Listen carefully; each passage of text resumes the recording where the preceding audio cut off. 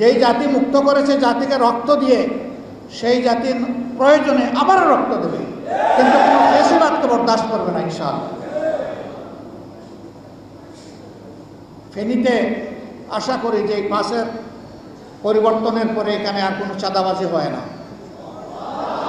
এখনো বয় পান নাকি? এখনো বয়ের সেই রাজ্য রয়ে গেছে? মুখ খুলে বলুন, এখানে হয় কি হয় না? এখনো হয়। দখল বাণিজ্য চলে, বাংলা বাণিজ্য চলে।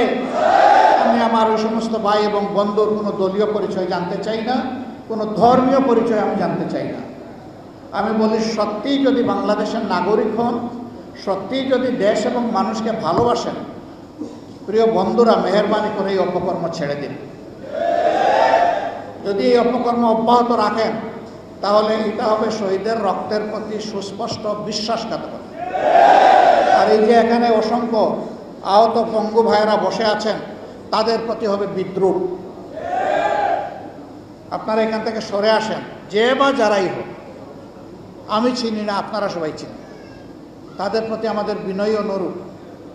আমাদের শহীদরা এই জন্য রক্ত দেয় নাই যে একজনের দখল বাণিজ্য এবং চাঁদা বাণিজ্য থেকে মুক্ত করে আরেকজনের আমার হাতে দখল বাণিজ্য এবং চাঁদা বাণিজ্য আমাদের হাতে তুলে দেবে, এই জন্য আমাদের শহীদরা রক্ত দেয়নি। অবশ্যই বন্ধ করতে হবে এগুলো। ঘুষ দুর্নীতি অবশ্যই বন্ধ করা লাগবে। দুর্নীতি এবং দুঃশাসন থেকে আমরা বাংলাদেশকে মুক্ত দেখতে চাই। এবং আমাদের সন্তানেরা তো একটাই স্লোগান দিয়েছে, উই ওয়ান্ট জাস্টিস। আমরা সব ক্ষেত্রে ন্যায় বিচার চাই। আমরা কোনো বৈষম্য দুর্নীতি চাই না। আমরা একটা সাম্যের বাংলাদেশ চাই। আমরা একটা মানবিক বাংলাদেশ চাই। আমরা দুর্নীতি দুঃশাসন মুক্ত বাংলাদেশ চাই। আমরা আমাদের এই সন্তানদেরকে কথা দিচ্ছি, তোমাদের এই স্লোগানের বাস্তবায়ন করতে গিয়ে তোমরা জীবন দিয়েছ, এখন পরবর্তী দায়িত্ব পালন করতে গিয়ে যদি আমাদের জীবন আল্লাহ কবুল করেন, আমরা প্রস্তুত। তোমাদের সেই দাবি আদায় হোক, সেটা আমরা চাই, এবং আমাদের জীবনেই বাস্তবায়ন হোক, সেটাই আমরা প্রত্যাশা করি।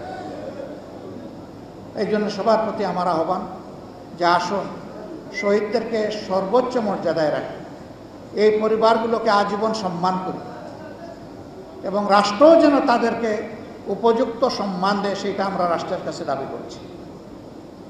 একই সাথে যারা আহত হয়েছেন, সরকারকে বলবো সকল কিছু বাদ দিয়ে, সকল রিফর্মের আগে আগে আহতদের চিকিৎসায় হাত দেন, আল্লাহর রাস্তায় হাত দেন।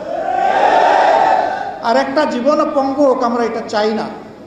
পঙ্গু হয়ে যে পড়ে আসে সে পঙ্গু থাকুক, ওটাও চাই না। তারও সুস্থতা প্রয়োজন। এতে যদি জনগণের কোনো সাহায্য লাগে, আমি আমাদের দলের পক্ষ থেকে দায়িত্ব নিয়ে বলছি, দেশে বিদেশে যেখানে আপনারা এই উদ্যোগ নেবেন, আমরা আপনাদের পাশে থাকবো ইনশাআল্লাহ। তারপরে আমাদের সন্তানদের চিকিৎসাটা হোক। মহান আল্লাহ, তিনি এখনো জেলে আছে।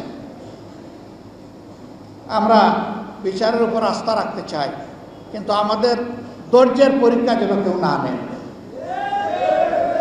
যদি আমাদের ধৈর্যের পরীক্ষা নিতে কেউ যান, তাহলে বাংলাদেশ বিস্ফোরিত হবে ইনশাআল্লাহ। বিচার, ন্যায় বিচার আমাদের হাতে তুলে দেন। ন্যায় বিচারের মাধ্যমে আমাদের ভাইকে আমাদের বুকে ফিরিয়ে দেন। গড়িমসি করবেন না মেহেরবানি করে।